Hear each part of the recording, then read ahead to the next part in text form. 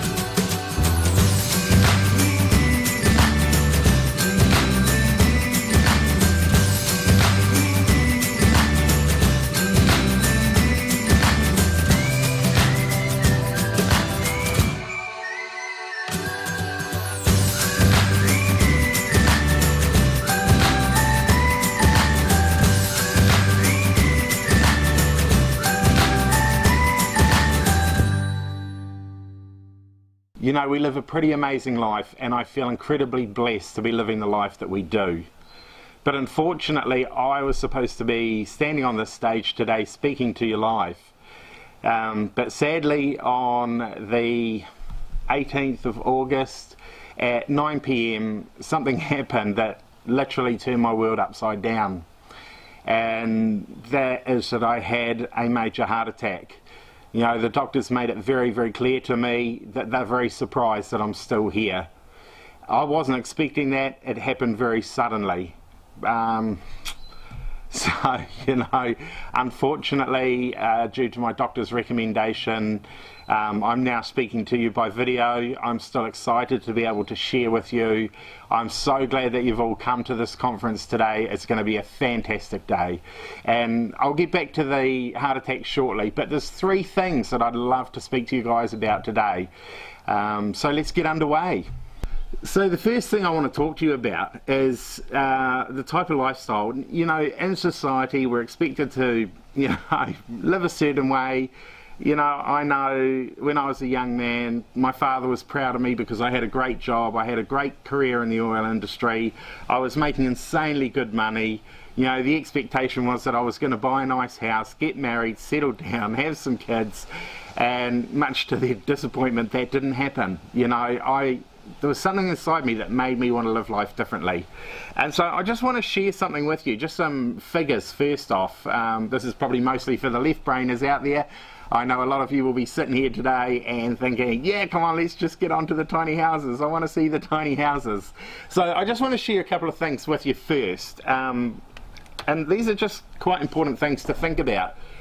So before this conference, I looked up what the average house price in Wellington currently is for 2018, and it's not as expensive as Auckland.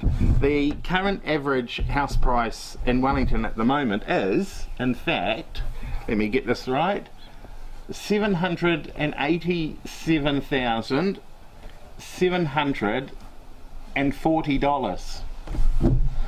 So that's a little bit cheaper than Auckland, because I'm pretty sure they've exceeded the $1 million mark now.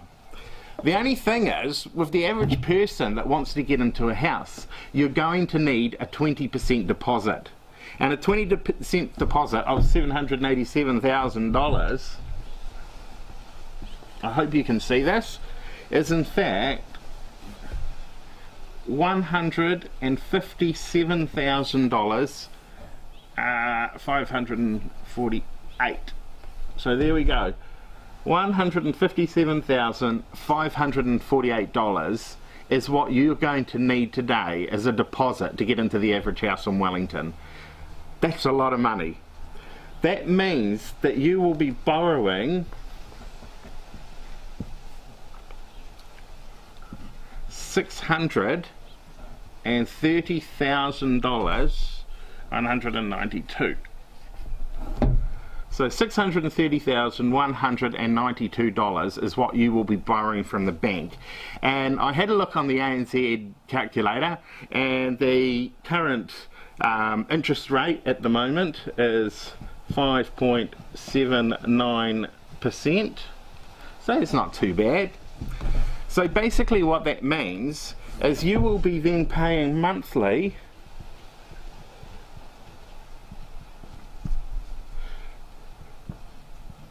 $3,694.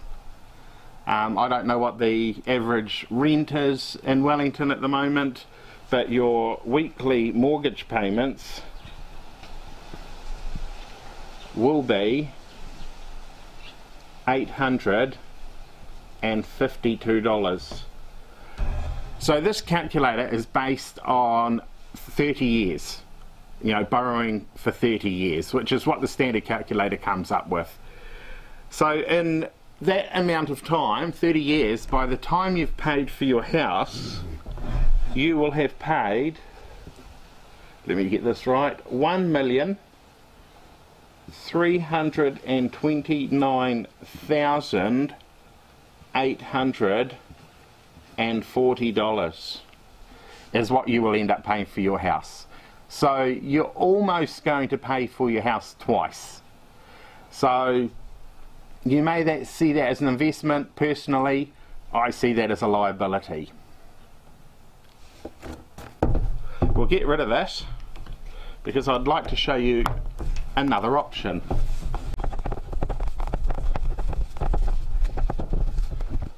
Right, let's say for some crazy reason you had actually managed to save a deposit, which was the $157,000, what were we, $548. Okay, so that was the deposit that you needed. Did you know that if you built your own tiny house, it has been done for as low as $20,000? That's quite a few tiny houses, so that's pretty exciting for a start.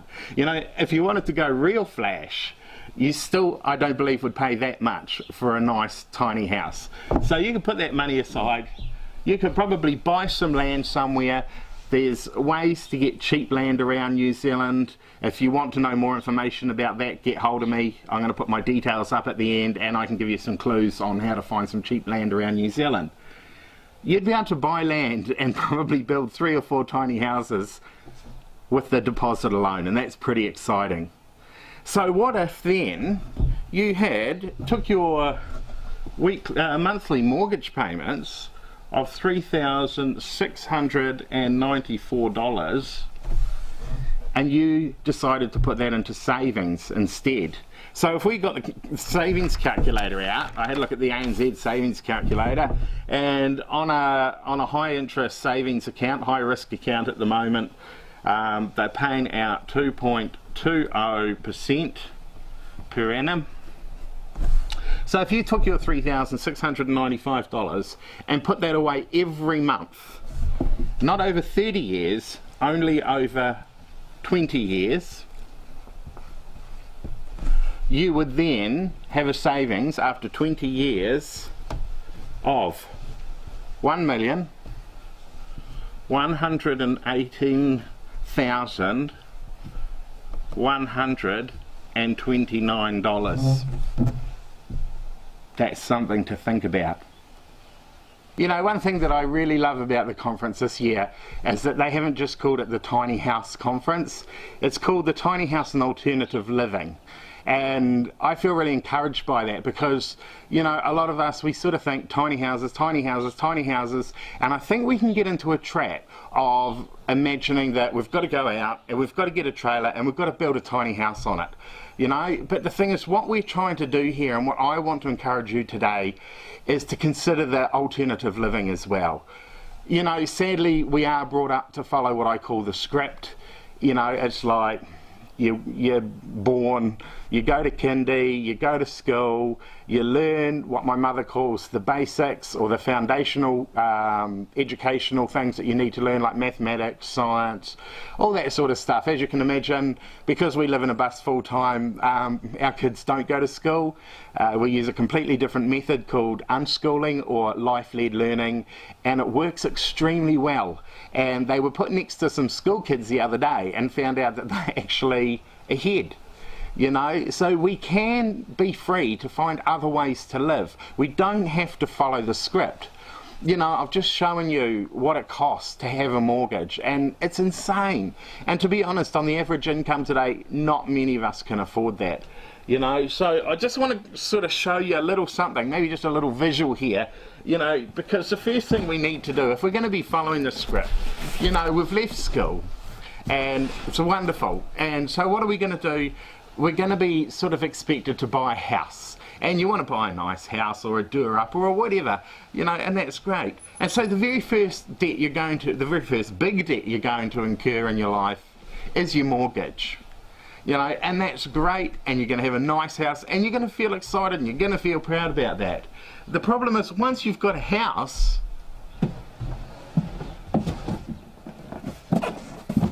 you need to fill it with furniture. You know, you're going to need a couch, you're going to need your fridge, you're going to need all your household items. You know, hopefully you got some of those when you were married, but majority of the time, you know, if you're going to go and buy a nice house, you want to fill it with nice furniture, and that's great. And you've got a nice house to live in, and it's enjoyable, you know. There's nothing wrong with having a nice house. The only problem is, you know, you're going to have a garage attached to that house, and so you're going to want to get, I hope you can see this, oh no, I've already been overwhelmed by them, a new car. Because you're definitely going to need a new car. You know, the Joneses have got the new car, so you're going to need the new car as well. So, you know, go out and get that shiny car, and it's okay because, you know, you can get them on tick now, and you don't even have to make the first payment for the first 3 years, which is even better, you know, and by then you've sort of got yourself into a bit of trouble financially, and, you know, then you've got a lot of interest to pay. But that's okay because you've got the nice car. The thing is, once you've got the nice car and you're living in the nice house, somehow you've got to run all these things, and then there's these things called bills. Oh my goodness, where have you gone? Where are you? I can't see you. You know, you've got bills to pay. You've got to pay your mortgage, you've got to pay your power bill, you've got to run your car on petrol, you know, and that's wonderful. But over time, there's going to be another problem, and I don't even know if I can get through here to share it, and that is, on all these things, you're going to have maintenance. You know, you've got to maintain your house, you've got to paint it and paint the roof and pay the rates and mow the lawns. You know, I remember working the 9 to 5, and then I'd spend the weekend coming home and doing the lawns and cleaning the house and just catching up on all those things you haven't done in between. And before you know it, you're completely overwhelmed by all this stuff, and it's just like, where's all the spare time for yourself? It just doesn't exist anymore. I feel like I'm drowning. All I really want is more of this time. And the beauty of downsizing and the beauty of looking at alternative lifestyles and minimizing your life and those things around you is you have plenty more of this time. You know, I wish I could be here today, you know, to be able to see all your faces, to be able to stand before you and to ask you what your dreams are. You know, don't make this just about tiny houses today. Make it about life. Make it about life changes. Make it about life choices. You know, it's bigger than the tiny house. You know, dare to dream. Think outside the box. Make the most of every moment you have here today. Connect with others. Share your dreams, you know. Listen to the speakers. They've got some amazing speakers. Just enjoy. You know, there's one more thing I want to talk to you about today, and this is still hard for me. You know, that unfortunately the doctors have told me I still have a clot in my heart. They've given me 3 months to hopefully get rid of it. I'm on some very heavy medication to dissolve it. I'm 47 years old. The only thing that I'm thankful for is that I'm living the life that I want to be living with my family. You know, that I made those changes 3 years ago. You know, we now live in a bus and we travel this beautiful country. We get to see some amazing places. We get to meet some amazing people. We have so much free time. You know, we live an incredibly blessed life.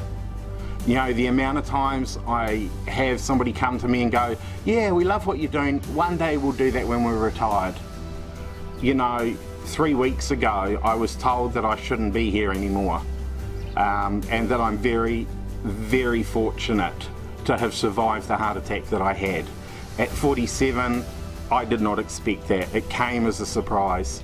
You know, you're sitting here today with an amazing opportunity.